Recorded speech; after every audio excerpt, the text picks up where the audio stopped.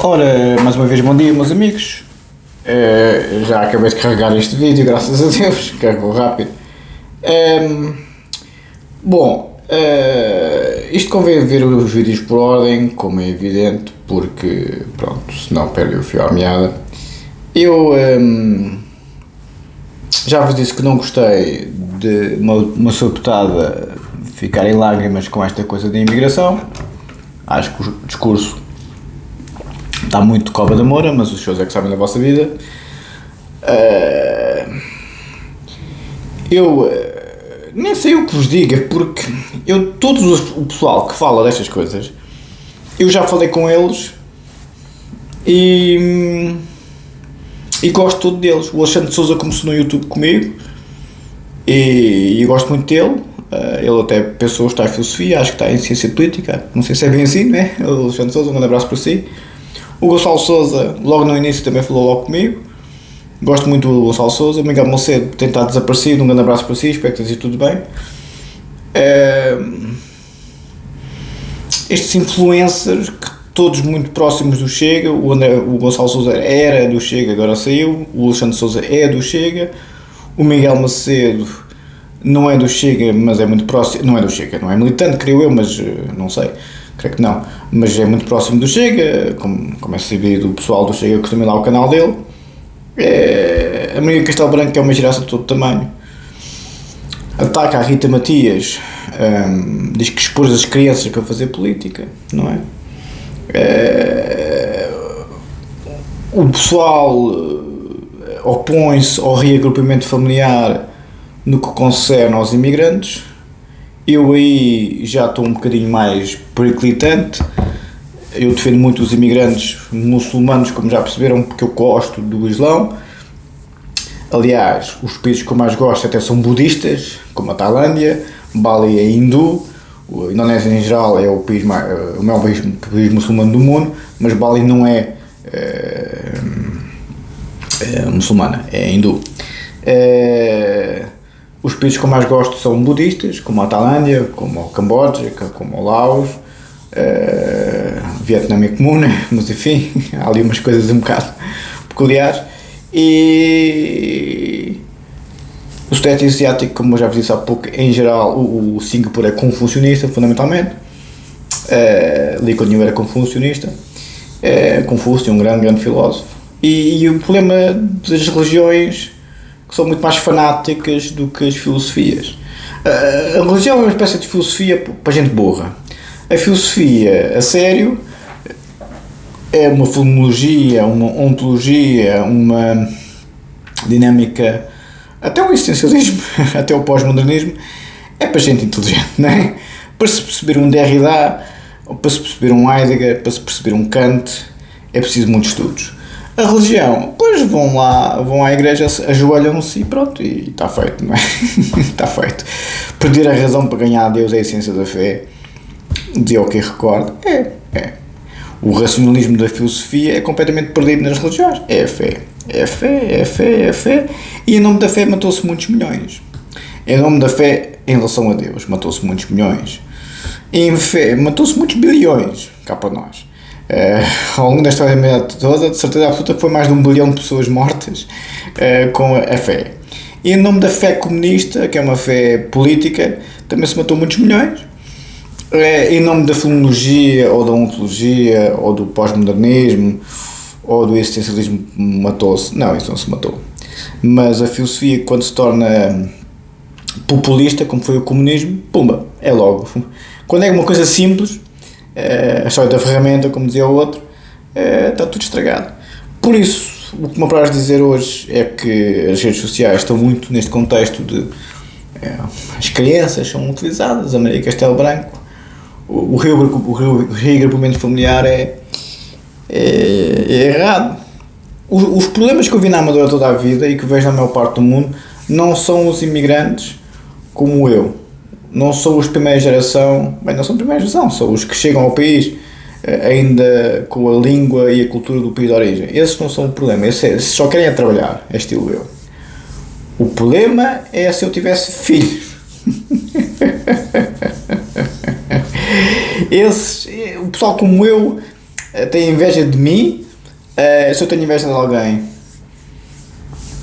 É um misto de inveja e admiração pelo Paulo Donato, pelo Gonçalo Almeida Ribeiro e pelo Júlio, mas são meus amigos, quer dizer, são meus confrados. Agora ter inveja do Michael Jordan ou do Michael Schumacher. Bem, Michael Schumacher agora não, infelizmente. Quer dizer, mas são desportista, o Ronaldo, mas quer dizer, mas eu sou o jogador da bola, por acaso. Quer dizer, tenho alguma dificuldade em pessoas que não me conhecem lá nenhum ter inveja de mim, mas enfim. Mas eu andei com vocês na escola, ou com os senhores, com vocês excelências, andamos nas meninas, não damos para não. Quer dizer, este registro da psicopatia clássica dos dias de hoje, das redes sociais, invejam pessoas que não conhecem lá nenhum. Bem, isso são os miúdos lá na escola primária, mas isso já sabemos que as pessoas mais perturbadas regredem até mais não aos núcleos primitivos da mente, seja a nível de registro hominídeo, seja de registro infantil. A omnipotência do pensamento típico da criança e do hominídeo. Freud aí dizia brilhantemente que a infância do homem é a infância da humanidade. Mas pronto, nós não percebemos nada disso. Por isso, como já perceberam, eu estou fartinho até aos olhos desta merda das redes sociais, como já perceberam. Enfim. Por isso,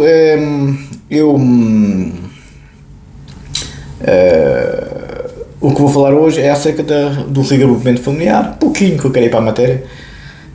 Não, o problema de comportamento errático, desviante e antissocial nunca é o pessoal que vai para trabalhar. Não, é os filhos deles. Na Amadora não eram as velhotas e os senhores que tinham vindo de Angola, negros, que causavam um problema, eram os filhos, os que nasceram em Portugal, que queriam ter a roupa de marca, que queriam ter os telemóveis bonitos, que queriam ter isto e aquilo e aquilo já mais tarde, é que andavam no gamanço. Ou seja, o problema maior na Europa não é esta imigração que está a chegar de países complexos, é os filhos deles. Os filhos deles é que vão querer, como se vê muito na América, como se vê em todos os países multiculturais, são os filhos que querem ter os mesmos direitos das pessoas que estão lá há 2, 3, 4, 5 gerações, ou 10, ou 20, seja o que for. E esses sim é que são, esses é que me odeiam verdadeiramente. Esses sim é que me odeiam verdadeiramente. São os imigrantes que chegam e que, como é que este tipo anda de Porsche e de Ferrari, não é? No meu caso não é Ferrari, é R8, mas pronto, é a mesma coisa. O cheiro é que é diferente. E o cheiro é dos capos. Mas são os que acham que são iguais porque são imigrantes de registro clássico como eu, e depois os filhos desses imigrantes que também, obviamente, acham que por terem um domínio da língua sem sotaque, ou por estarem há mais tempo no país, ou por serem mais novos, ou por serem de outras profissões, têm acesso também aos postos e aos R8, mas não têm, andam ali com as gordas alcoólicas nos corpos. Que são as mães deles, aliás. Por isso, onde eu quero chegar é que os filhos dos imigrantes é que é mais complicado, não são os imigrantes em si. O reagrupamento familiar tem que ter muito cuidado com isso. Muito cuidado com isso. Muito cuidado. Ou seja, os filhos é que vão criar problema. Como se sempre viu lá nas Amadoras desta vida, como se vê nos Estados Unidos, nas Oceanias, nos países escandinavos. Os países mais progressistas são os filhos que normalmente fazem as asneiras, porque eles já não falam com sotaque, foram criados naqueles contextos, falam melhor a língua do país acolhedor do que a própria língua mãe, porque a língua mãe falam mal, muito mal, aliás. Desculturalizam-se, como dizia Lincoln Yu. Lincoln Yu falava melhor inglês que mandarim, foi para lá muito novo, não é? E pronto, por isso é que ele também instituiu de certa forma o inglês, mas dizia às pessoas para não falarem singlês, não podia ser um misto singapuriano com inglês, não é? Ou seja, Singapura tem muito a ensinar-nos. Os países escandinavos têm alguma coisa a ensinar-nos? Não creio que tenham alguma coisa a ensinar-nos. A Oceania tem alguma coisa a ensinar-nos? Não tem. Os Estados Unidos têm alguma coisa a ensinar-nos? Não tem. Singapura tem. O Japão tem alguma coisa a ensinar-nos? Tem, isso tem. Das 25 democracias, aí concordo com a extrema-direita, por mais incrível que pareça, mas eu tenho moral para concordar com uma visão do Japão com os valores deles, porque eu faço a minha vida de acordo com um registro samurai, como sabem, que é o que os japoneses, tanto o Emelianenko, o Luís Rossum, o ministro de kickboxing, está sempre a arrasar. Realmente com o Emel, já sabemos, Luís, já sabemos. Um abraço para ti, mas gosta do senhor general Isidro. Ok, sim senhor. ainda bem, graças a Deus. Mas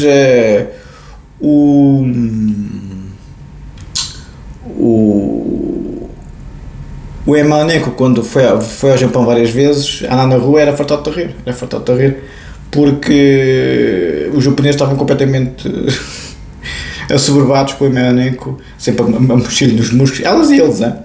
Por isso, dos 25 países de democracia plena, de qual é que eu gosto? Praticamente só do Japão. Vou-vos já dizer quais são, acho que já viram várias vezes. Os 25 é Noruega, não gosto. Nova Zelândia, não gosto. Suécia, não gosto. Islândia, não gosto. Suíça, não gosto. Finlândia, não gosto. Dinamarca, não gosto. Irlanda, não gosto. Países Baixos, não gosto. Luxemburgo, não gosto. Austrália, não gosto. Taiwan, não gosto. Alemanha, não gosto. Canadá, não gosto. Uruguai, não gosto. Japão, gosto. Reino Unido, não gosto. Costa Rica, não gosto. Costa Rica, por acaso, gosto um bocadinho. Não, se calhar gosto. Japão, Costa Rica, Áustria, não gosto. Ilhas Maurícias, gosto. Estónia, não gosto. Espanha, não gosto. Chequia, não gosto. Portugal, não gosto. Grécia, não gosto. Ou seja, dos 25 para viver, porque é frio, a razão principal é o clima.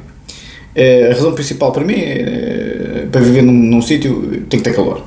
Todos os países que eu aqui referi são frios, tirando a Costa Rica, que viveria por causa do clima, as Ilhas Maurícias, também por causa do clima, e o Japão por causa dos valores conservadores. Todos os outros países são progressistas e frios, tirando honrosas exceções algumas zonas, mas isso já sabem, para quem acompanha o canal, não é? Mas de resto, ou são frios, ou são demasiado progressistas para mim. Porquê? Porque é isso que é a democracia dos dias de hoje. As democracias plenas são profundamente progressistas. E nós temos que perceber que estas são as regras do jogo de hoje. Ou nos adaptamos ou não nos adaptamos. Dir-me, se tem alguma coisa a ensinar-nos estes todos, acho que só o Japão é que tem alguma coisa a ensinar daqui deles todos. Talvez o Luxemburgo, porque realmente também são muito eficientes. A Suíça não, pá. A Suíça são ricos, pá. A Suíça, é impossível sermos como a Suíça, porque então os ricos todos, quer dizer, o velho dinheiro do mundo inteiro está todo na Suíça, quer dizer, não dá, é impossível, quer dizer, é uma plutocracia, quer dizer, é o poder dos ricos na Suíça, não há hipótese, e é frio para mim, chapéu, mas é a quinta democracia mais plena do mundo, não digo que não, mas quando se é rico também eu, não é? Por isso daqui, das 25 democracias plenas, só gosto verdadeiramente do Japão, da Costa Rica e das Ilhas Maurícias. Depois, nas democracias imperfeitas, já aparecem muitos países do que eu gosto muito e que viveria lá sem problema nenhum. Viveria em Cabo Verde, viveria, sim senhora. Deixa cá ver, estou a ver aqui a lista. Timor-Leste, talvez vivesse. Brasil também. Indonésia, claro, é um dos meus favoritos, como sabem. Tailândia, claro. Sri Lanka, não sei, creio que não. Singapura, claro, como é evidente. 68ª nas democracias imperfeitas. Depois, nos regimes híbridos, viveria. Deixa cá ver. Estou a ver aqui a lista toda. Até agora não vi nada que me agrade. Bem, nenhum. Costa do Marfim, não creio. Nem Angola. Angola, talvez. Regimes autoritários, Moçambique talvez vivesse, deixa cá ver, Vietnã vivia,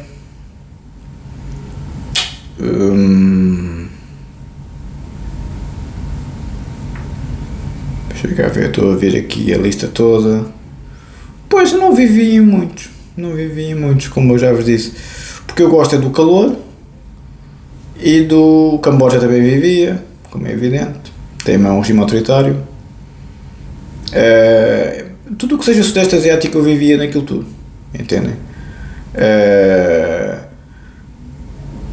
Mesmo regimes autoritários, sim, por causa do calor. Vivia não a trabalhar, trabalhar provavelmente não trabalharia, a não ser Bali, Tailândia talvez também sim. Já o Camboja, o Vietnã e Laos, pois é complicado para trabalhar, mas para viver sem trabalhar, vivia. Onde é que eu vivia e trabalhava a 100% sem problemas nenhuns? Bali, sim. Porque, pronto, não é um regime autoritário, não é? E nem um regime híbrido, é uma democracia incompleta ou imperfeita, como eles dizem aqui, e pronto, e está ali, chega a um meio termo. Ficamos por aqui, é isto que me apraz dizer. Vamos um bocadinho para a matéria e depois vamos para o Código de Processo Penal e pronto. E já fiz hoje muitos vídeos. As pessoas veem como é que eu acabo os vídeos, já muito exasperado, com paciência nenhuma para estas coisas, porque eu gosto dos livros e do calor e das coisas desafios que conhecem, não estou nada preocupado, não é a minha luta, como diz o Nelson Mandela lá ao Adelman quando lhe diz, o senhor fala bem dos direitos humanos do Gaddafi e do Fidel Castro e do qual é que era? O Gaddafi, Fidel Castro e qual é que era o outro? O Arafat, claro. O Mandela com grandes beijinhos e abraços com esses três, e o Mandela respondeu-lhe bem. Pois, mas os analistas políticos confundem os seus inimigos com os meus inimigos, não querem fazer dos inimigos deles os nossos inimigos. Eu não tenho os vossos inimigos. Não tenho os vossos inimigos. Aliás, nunca tive inimigos até chegar às redes sociais. Aliás, ainda hoje não tenho inimigos. As pessoas não me conhecem de lado nenhum. As pessoas odeiam um boneco das redes sociais. É o Kafka, vestido a palhaço. O Big Brother, que são as redes sociais. As pessoas que conhecem-me de algum lado, não me conhecem de lado nenhum, quer dizer. Vem uma pessoa a dizer umas coisas, mas eu conheço o Miguel Macedo, o Gonçalo Sousa, o Alexandre Sousa de algum lado. Vejo aquele boneco das redes sociais. Eu conheço o José Sócrates de algum lado. Vejo aquele boneco na televisão. Não é? Ou seja, são bonecos, são personas. Como dizia o Shakespeare, o vida é um palco, todos nós somos atores. Eu próprio sou edgariano, gosto de mostrar mais as minhas cores, mas as minhas cores são as cores de todos nós. Todos nós temos as nossas vicissitudes. Como dizia o meu pai, quando vamos à casa bem somos todos iguais. E quem se faz de moralista e de santo são os piores. Como a história, desde o dia número 1, provou, não é? Como é evidente.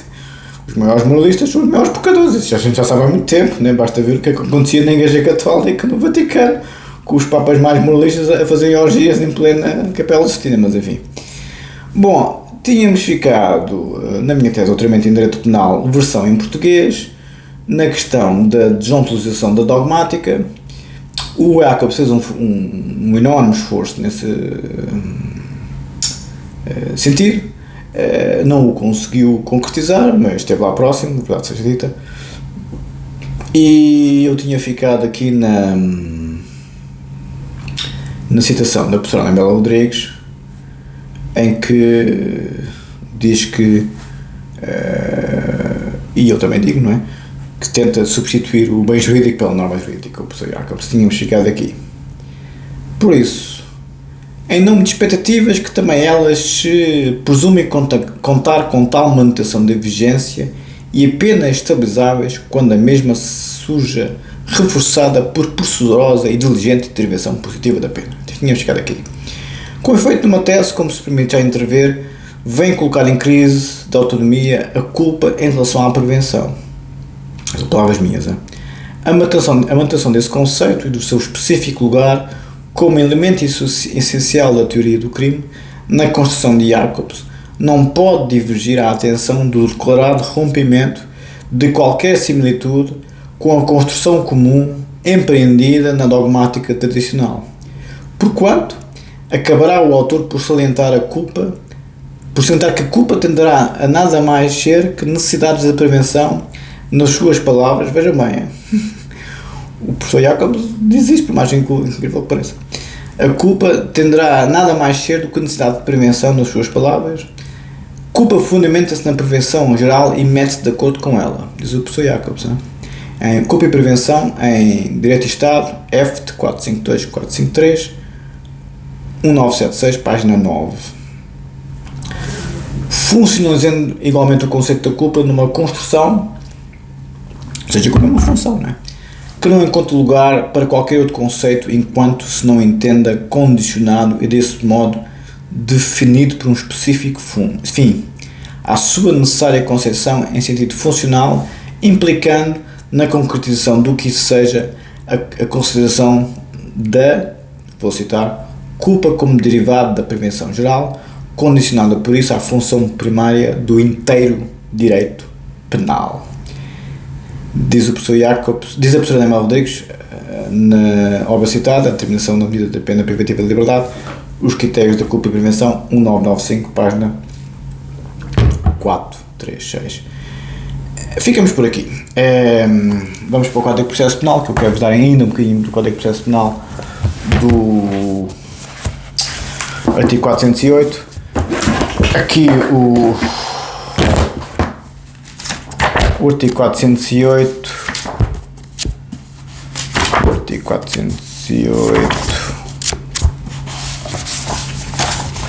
que é o efeito suspensivo dos cursos, como sabem.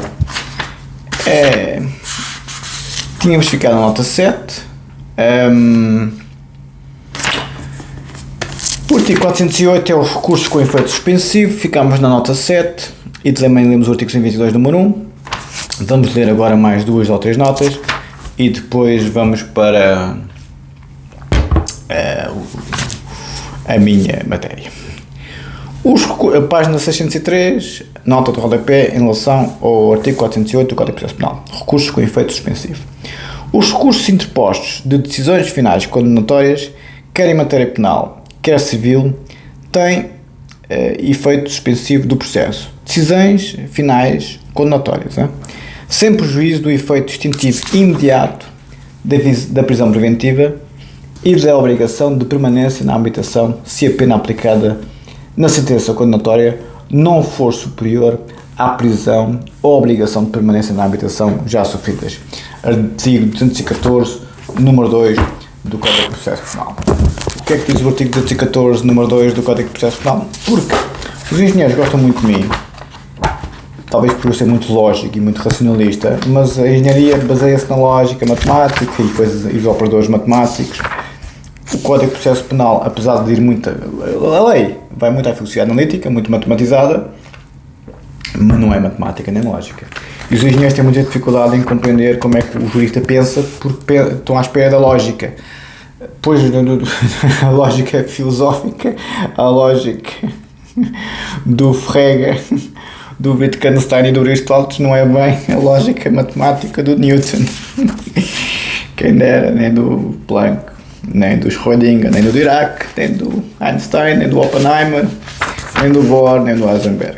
Artigo 214, extinção das medidas, número 2, extinção das medidas, artigo 214 do Código de Processo Penal, extinção das medidas, número 2 é...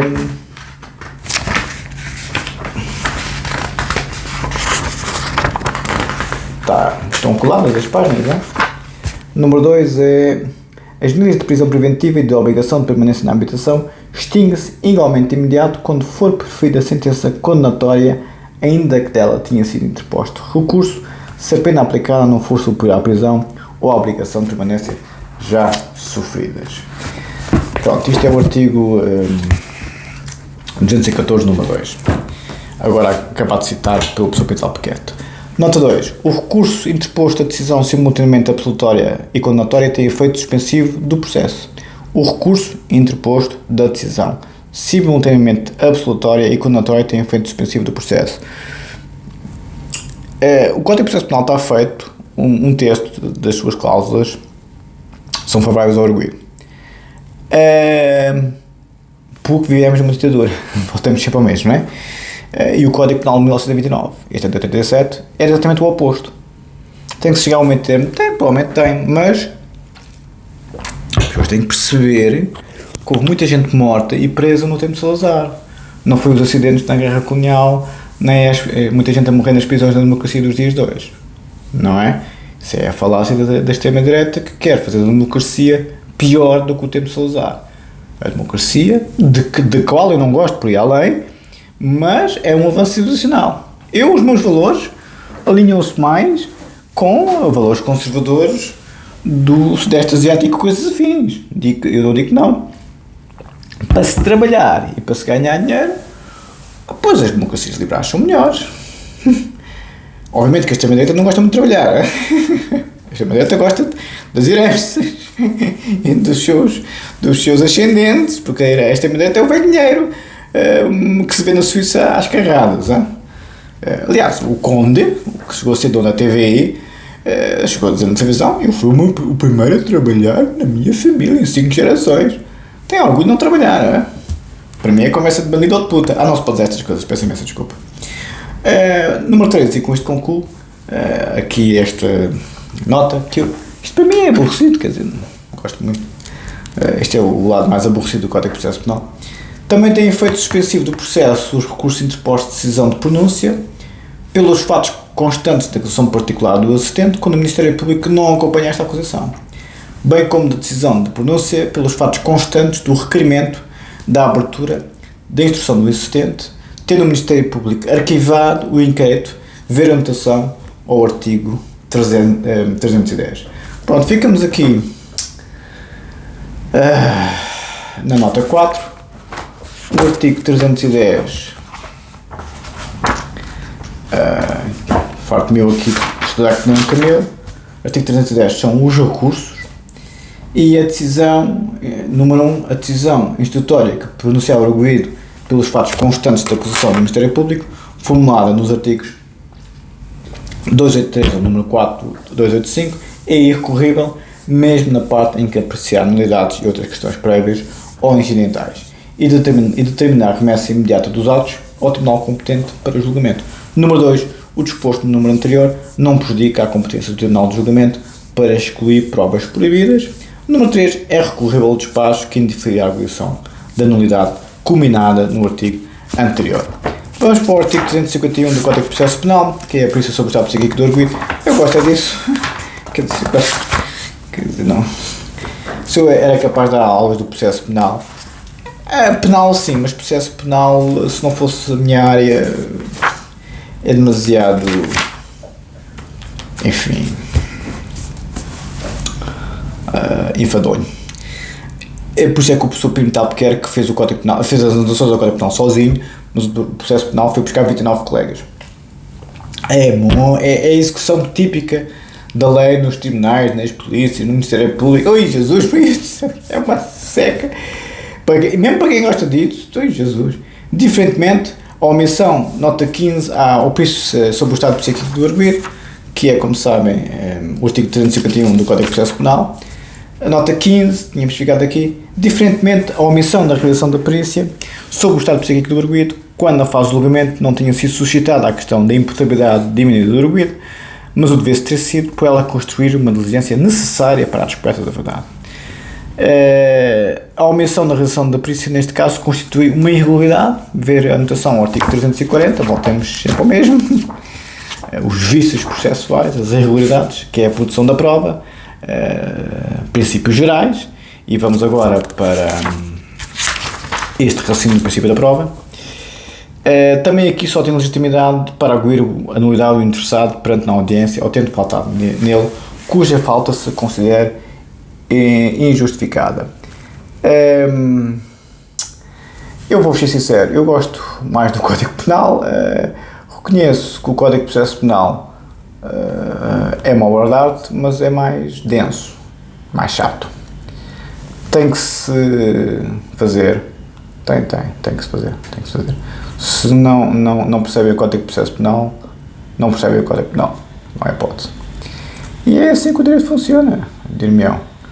Porquê? Porque a lei é muito complexa, por isso é que demora anos e anos de estudo. É a vida. Pronto, ficamos no artigo 340 dos princípios gerais da produção de prova, ok? Vamos ficar aqui, artigo 350 do Código de Processo Penal, princípios gerais da produção de prova, capítulo 3, página 328 do Código de Processo Penal. Vamos ler um minutinho ou dois o nosso Código Penal, só para os senhores ficarem Enfim, isto é que eu gosto do Código Penal. Isto é que eu gosto. Pá, o Código de Processo Penal, nas partes mais parvas, é um bocado chato. Tínhamos ficado, reconheço que sim, no artigo 71, o tal determinação da medida da pena, que é tão forte, é o artigo mais importante de todos, que é o que determina quantos anos é que se vai para a cadeia, não é? Se tiverem a sorte de serem apanhados pela polícia quando fazem asneira, não é? Número 9, as formas mais graves do nota 9 ao artigo 71 do Código Penal, determinação da medida da pena. As formas mais graves do ilícito subjetivo funcionam como circunstância agravante e as menos graves como circunstância atenuante. Assim, o dolo direto é mais grave do que o dolo necessário ou o dolo eventual. Há 3 dolos, como já vos disse no outro dia, a intenção de se cometer um crime, 3 dolos. Dolo direto, dolo necessário ou dolo eventual, ok? O dolo direto é o mais grave do que o dolo necessário ou que o dolo eventual, e o dolo necessário é mais grave que o dolo eventual. A negligência inconsciente é, em princípio, menos grave do que a negligência consciente. Entre as circunstâncias relativas ao... Nota 10. Entre as circunstâncias relativas ao agente, e com isto concluo, eu gosto muito disto. O Código Penal é muito interessante. Muito. Entre as circunstâncias relativas ao agente, encontram-se como circunstâncias agravantes certos motivos, como um motivo torpe, intenção lucrativa ou libidinosa, impulsos afetivos, prazer de matar, ódio, cólera e características da atitude interna, crueldade, avidez ou frieza de ânimo. Ao invés, funcionam como circunstâncias atenuantes os estados exténicos da emoção violenta, compaixão, desespero, perturbação, medo, susto, solicitação ou provocação da vítima. Tínhamos ficado aqui, lembram-se? Acresce que os deveres especiais de suportar riscos que obriguem o agente restringem a sua reação à provocação, como sucede com as polícias. As polícias não podem reagir à provocação. Acórdão do Tribunal Europeu dos Direitos Humanos, Atalaya vs Turquia, de 18 de 9 de 2008, parágrafo 44. Ficamos aqui. Muito obrigado, um abraço.